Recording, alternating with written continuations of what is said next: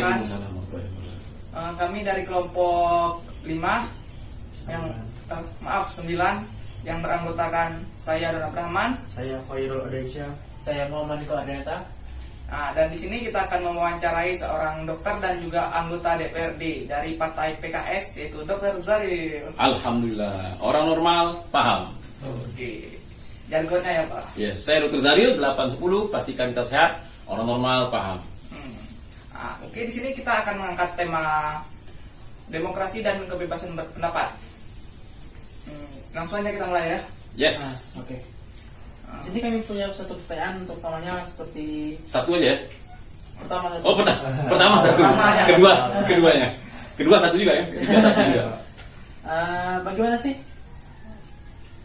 kebebasan demokrasi dalam pendapat Bapak? Putusan ini? Iya. Untuk di Bangka atau di Indonesia?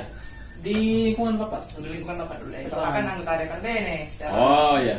Kebebasan berdemokrasi ya, demokrasi dalam arti untuk menyampaikan pendapat dan juga untuk mengambil suatu keputusan memang dimusyawarahkan. Cuman ya kalau kita berharap ini ideal, saya katakan ini belum ideal karena masih ada hal-hal tertentu.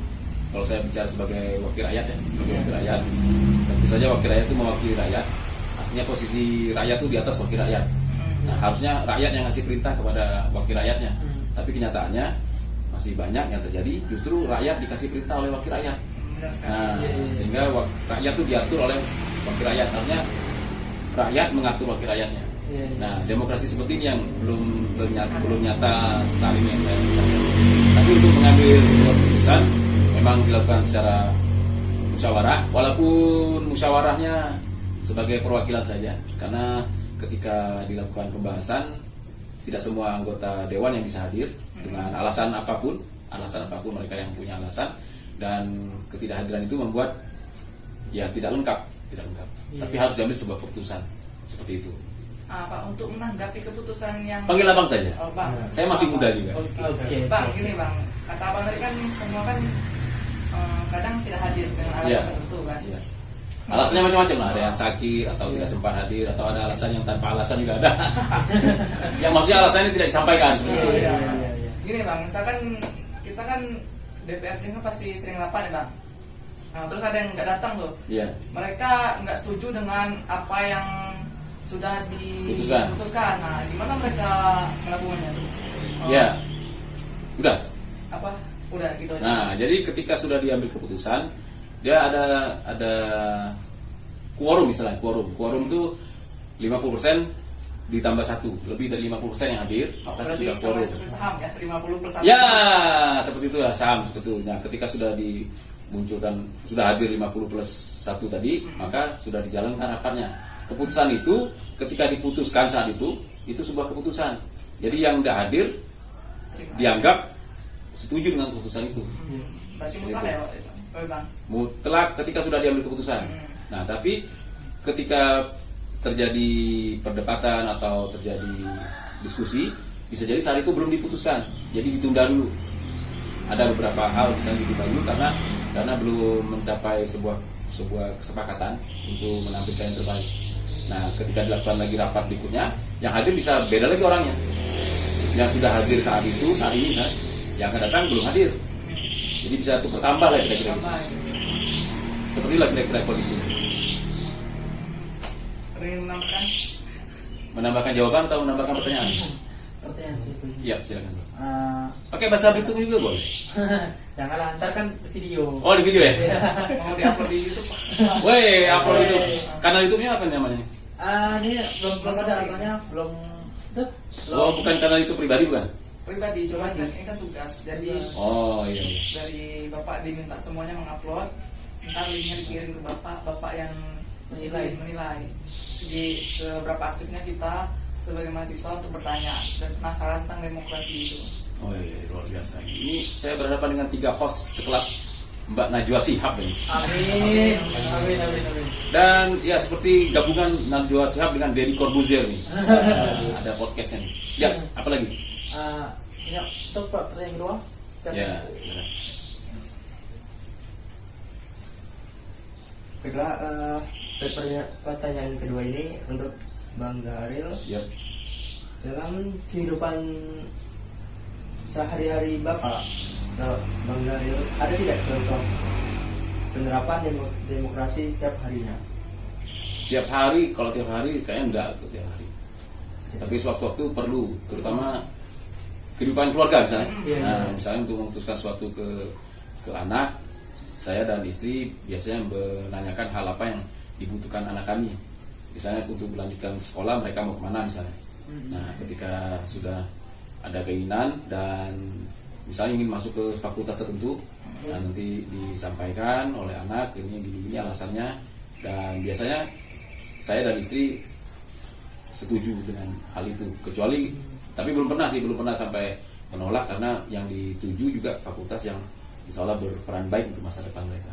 Jadi termasuk untuk sekolah juga, ketika lulus SD misalnya mau ke pesantren, keputusan antara anak dan kami keputusan anak kami dan kami sebagai orang tua juga dimusyawarahkan. Tapi ya karena ke pesantren, ya saya pikir itu sesuatu yang sangat baik, jadi saya langsung setuju. Jadi tidak ada perdebatan. Gini Masuk Pak, untuk melanjutkan ke SMP mana, ke SMA mana, seperti itu.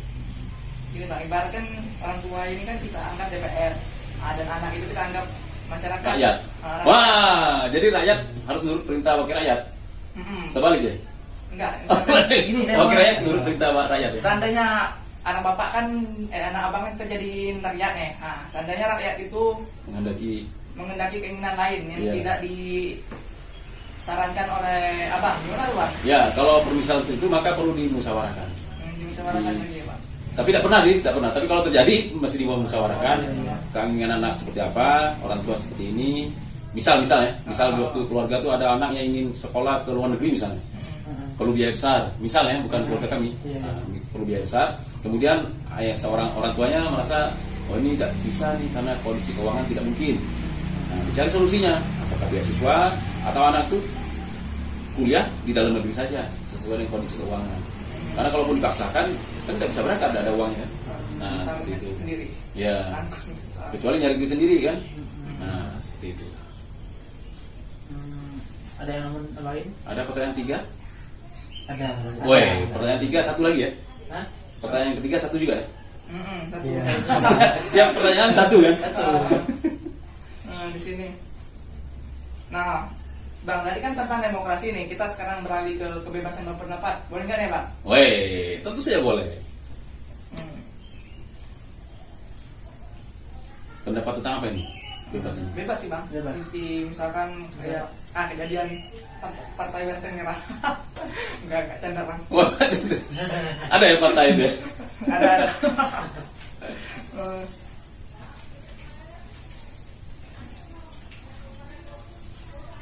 Nih Bang, menurut Abang kalau nggak ada kebebasan berpendapat tuh apa yang bakal terjadi, Bang? Di mana nih? Di lingkungan DPR ya, soalnya kan kita lihat sendiri kebanyakan di waktu-waktu sidang itu yang di live kan, berarti ada yang gimana ya, nggak dikasih berpendapat gitu. Oh ya, jadi ini bicara DPRD Bangka ya, yang saya rasakan setelah 3 tahun lebih jadi anggota DPRD Kabupaten Bangka. Jadi memang pernah terjadi ketika salah satu anggota dewan melakukan interupsi dan itu dibolehkan. Kemudian oleh pemimpin rapat dinyatakan tidak perlu ada interupsi karena sudah mengambil keputusan. Nah, itu pernah terjadi dan saya rasa itu karena terjadi kesalahpahaman saja tentang pemahaman kapan interupsi atau menyela rapat itu bisa dilakukan.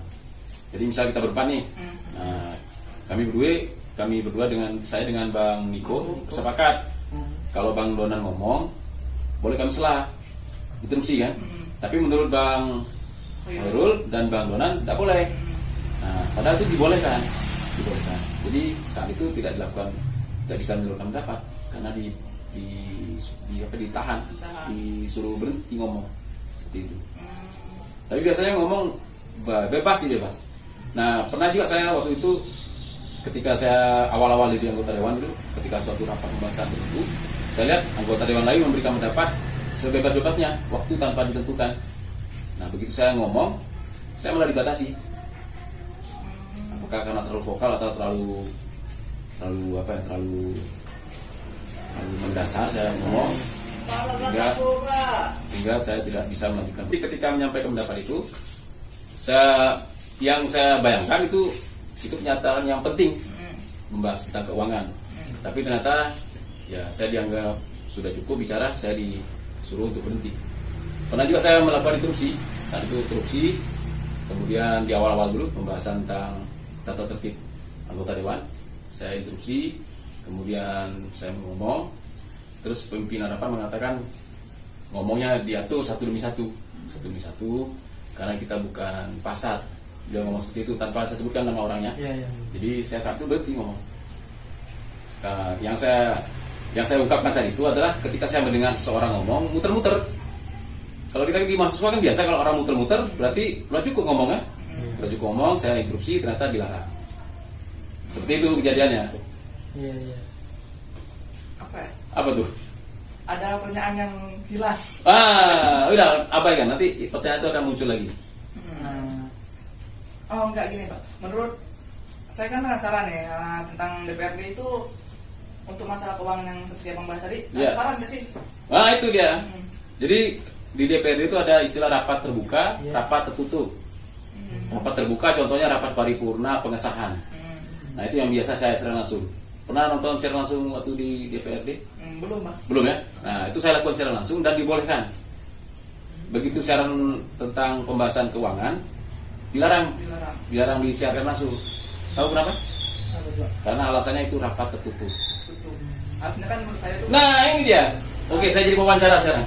Menurut Bang Donan harusnya seperti apa? Harusnya transparan, soalnya kan DPRD kan secara kan masyarakat nih yang memilih, artinya mereka juga harus ngasih feedback lah. Kita harus umpan balik ya. Transparan masalah keuangan dan lari kemana aja tuh, misal ke pembangunan jembatan nih misalkan nantinya berapa.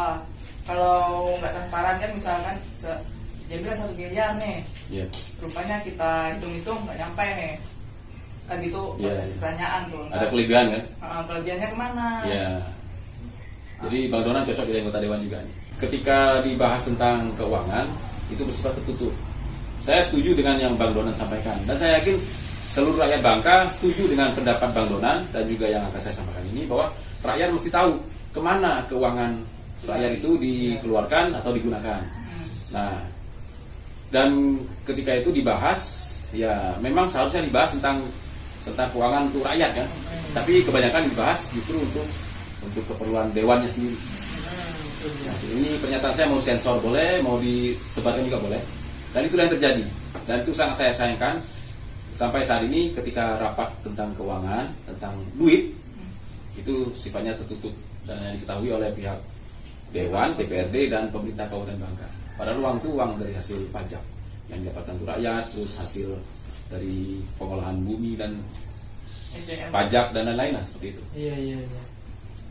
Gini Pak, kalau rapat kalau mau bahas lebih lanjut lagi, ini akan saya tutup karena akan ada sesuatu yang lebih rahasia lagi saya sampaikan. Tapi karena ini terbuka, jadi sebatas itu saya bicara. Tapi nanti kalau sudah ditutup, mau tahu yang lebih dahsyat lagi, lebih dalam lagi, lebih rahasia lagi, boleh, saya bongkar habis-habisan. Tapi tanpa direkam ya, tanpa direkam. Langsung next aja ya Bang? Yes, next. Pertanyaan keempat, satu pertanyaan ya. Bang. Wah, gantian. Atau saya nanya sendiri? Kalau Abang nanya, kita yang jawab. Kalau saya nanya, jawabannya kamu nanya. Kamu bertanya-tanya.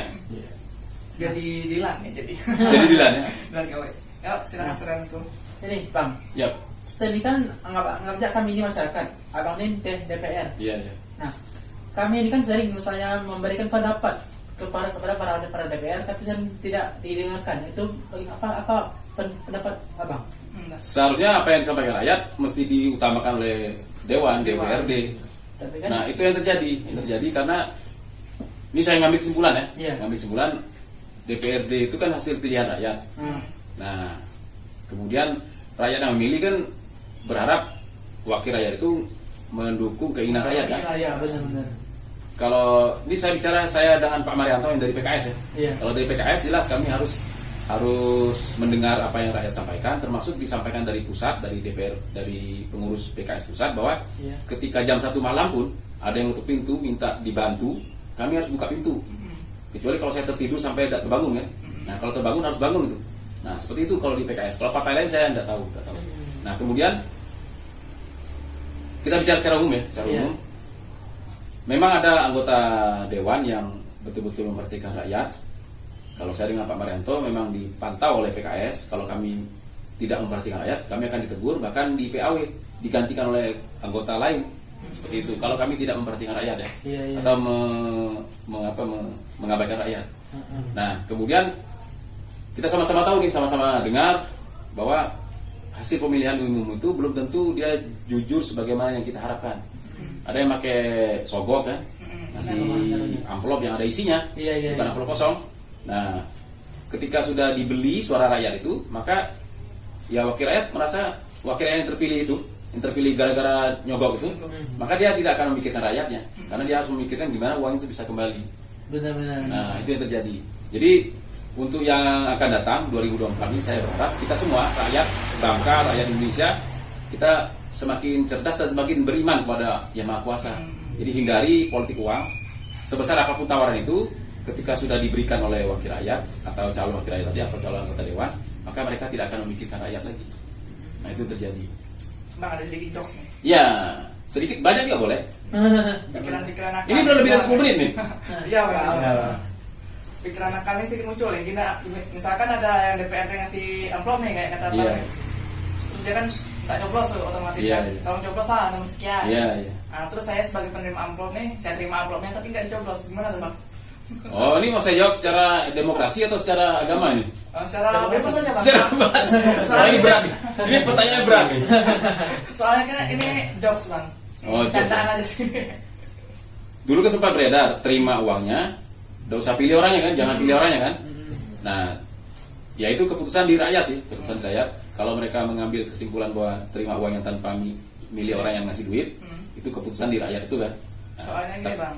Saya pikir Belum saya belum selesai ngomong, Oh, belum selesai apa? ngomong. Nah, jadi yang seharusnya yang saya pahami, saya juga bertanya kepada sahabat-sahabat saya yang biasa mendalami keislaman, malah harusnya ditolak uang itu. Karena itu kan uang sogok. Kalau kita terima berarti kita berbuat sama dengan yang ngasih, maupun yang terima kan nanti balasannya neraka kata Allah kan dari hadis Nabi. Nah, walaupun kita terima tidak nyoblos ya berarti nerima juga itu. Mendingan ditolak aja. Ditolak saja. Sebaiknya seperti itu. Tapi keputusan di rakyat, keputusan di Iya, rakyat. iya, iya. kalau keputusan Meluntang ini berarti meluntang, rakyat meluntang orang yang nyalek. Nyogok. Nah, yang nyogok dipeluntang itu berarti dikerjain ya, kerjain. dikerjain. Uangnya terima, habis itu uangnya disalurkan untuk bikin beli chip. beli apa? Beli chip. Wih, keren ya. Bikin WC bisa bangun jalan misalnya seperti itu. Ya. Soalnya kalau kita milih juga kan percuma, soalnya dia udah berani nyogok kita. Ada berapa soal ini? Ada 5. Oh, ada 5 ya. Dia udah berani nyogok kita, otomatis dia juga pasti berani untuk korupsi. Ya, ya. Betul, betul. Pikiran saya ke arah situ soalnya Dan main proyek segala macam lah ya. Iya. apa kata abang kan dia kan berpikir gimana mengembalikan uangnya. Iya. Balik modal. Modal lah. Balik modal dan dapat untung. Ini kayak dagang berarti ya. Wajib tuh, Bang. Wah, wajib. Itu sih dari saya, menurut saya. Yang next time, bro. Wih, next time atau the next Pertanyaan. question? Oh iya. The next question aja. Next question. Pertanyaan terakhir sih Pak. Wih, pertanyaan terakhir. Satu pertanyaan, satu jawaban ya. Ya. Menurut apa sih dampak positif dan negatif yang terjadi demokrasi di lingkungan ini? Dampak positif negatifnya. Iya. Oh, iya, Bang, yang terjadi di lingkungan. Lingkungan sekitar maksudnya. Iya. Iya. Boleh lingkungan. Ya, demokrasi itu artinya menyampaikan pendapat, kemudian diambil. Kalau kita kan demokrasi Pancasila ini musyawarah untuk mufakat ya. Nah, musyawarah itu ketika kita mengeluarkan pendapat, bisa jadi kita berempat ini empat pendapat yang berbeda-beda. Nah, untuk menyatukan itu perlu mufakat, perlu kita sepakat dulu. Pendapat saya yang dipakai atau pendapat Bang Niko misalnya. Nah, kalau kita bertiga, baiklah kalau gitu kami bertiga ngalah ibaratnya, kita utamakan pendapat Bang Niko, itu mufakat. Nah, kalau tidak mufakat berarti harus voting atau ambil suara. Nah, di situ letak kebijaksanaannya muncul atau tidak. Jadi misal voting ya, misal saya pikir dalam hati, udahlah pendapat saya kayaknya kurang pas nih untuk kondisi saat ini. Nah, saya voting, saya setuju dengan Bang Niko misalnya. Itu lebih bagus. Tapi kalau masing-masing ngotot, itu tidak ada keputusan. Egois berarti ya, Bang. egois dan patokannya beda-beda. Nah, kalau itu lingkungan misal RT atau lingkungan atau dusun atau gampang kan, mudah kan. Tapi kalau wakil rakyat DPRD itu kan perwakilan dari rakyat juga perwakilan dari partai. Nah, ketika beda partai itulah maka beda cara berpikirnya.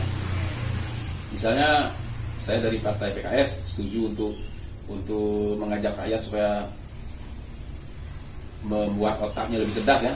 Nah, tapi seperti ada anggota dari partai lain, oh kita lebih mengutamakan perutnya nih, bikin perutnya kenyang dulu, baru mikir. Nah, seperti itu. Jadi pendapat itu bisa beda-beda. Padahal orang yang teman saya itu bisa saja ngomong bahwa saya setuju dengan Dr. Zahir, tapi partai kami membuat kami harus mengambil keputusan bahwa kami harus mengutamakan perut daripada otak. Misalnya seperti itu. Berarti Disetir oleh partai. seluruh partai. Iya, harusnya disetir oleh Dewan sendiri sih. sama oleh masyarakat. iya, rakyat kan harusnya. Ya, seperti itu. Dan itu ya saya alami. Nanti saya akan bahas setelah ditutup siarannya. Misteri. Misteri ya. Jangan kepo ya. Wah. Orang normal paham. Paham. Nah, jadi yang paling bagus itu ketika bermusyawarah kita sudah tahu solusinya, masing-masing punya dasar nih. Mau dasarnya agama atau Pancasila atau dasar kebaikan. Nah, yang penting dasarnya baik gitu kan. Yang kuat. Ya, misal kalau umat Islam patokannya Al-Quran dan Hadis misalnya kan. Nah, kemudian Pancasila ya sesuai dengan sila-sila Pancasila dan Undang-Undang Dasar 45. Nah, kemudian ketika sudah sama persepsi jalan pikirannya itu, maka jalan keluarnya atau solusinya jadi mudah. Kan lebih mudah kan kalau kita sepakat nih. Misal contoh ya. Aurat laki-laki dari mana sampai mana? Dari perut ke lutut. Dari Dari pusat ya, pusat. dari pusat lutut kan. Nah, kemudian ketika sholat kan ditutup. Nah, aurat itu ditutup pada sholat saja atau di luar sholat juga? Di luar sholat. Di luar sholat ketika berhadapan dengan bukan mahram ya, dengan bukan muhrim kan. Nah, karena patokan kita berempat sama, sesuai dengan yang kita pahami tentang Islam seperti itu, maka kita sholat tutup aurat, main bola tutup aurat, berenang juga tutup aurat, kecuali berdua sama istri kan. Nah, bebas kan. Nah, paham kan? Paham. Yang udah nikah paham. Nah, jadi seperti itu. Ketika ada beda pendapat, loh itu kan dalam sholat saja. Di luar sholat bebas. Nah, kata-kata bebas ini karena dia patokannya bukan patokan yang sesuai dengan agama. Seperti itu. Jadi itu yang nggak bisa disatukan itu. Iya. Nah, karena jalan pikirannya. Nah, jadi jalan pikiran itu menentukan jalan keluar. Woi, ini cocok yang bagus. Jalan pikiran menentukan jalan keluar. Sementara orang banyak sekarang bangun jalan raya. Ya kan, jalan raya, bangunan-bangunan kan. Jadi yang dibangun itu besi dan beton kan. Bukan darah daging. Wah, ini materi podcast berikutnya nih. Ya, apa lagi? Udah sih. Udah waktunya udah habis belum? Udah. Udah habis dong pertanyaan lo. Ini tutup mana itu? Nah. Penasaran aja berdua? Wah, ada part 2 ya? Enggak. Nunggu tugas dari Pak Setia. Kalau ada tugas dari Pak Setia lanjut part 2 ya udah. Bahas yang misteri tadi ya? Nah, Iya. Jangan sih Bang. Oh, jangan ya? Biarkan jadi misteri aja. Oh, iya. Oke, sekian dari kelompok kami, kelompok 9. Mohon maaf jika kami ada salah kata atau perbuatan apa gitu ya? Ada salah Berbuat curang. yang sedikit menyinggung ya maksud perbuatannya ya. Jadi kami mohon maaf. Kami tutup dengan wabillahi taufiq wal hidayah. Wassalamualaikum warahmatullahi wabarakatuh. Waalaikumsalam warahmatullahi wabarakatuh. Terima kasih banyak Bang Miko, Bang Donan, dan Bang Khairul.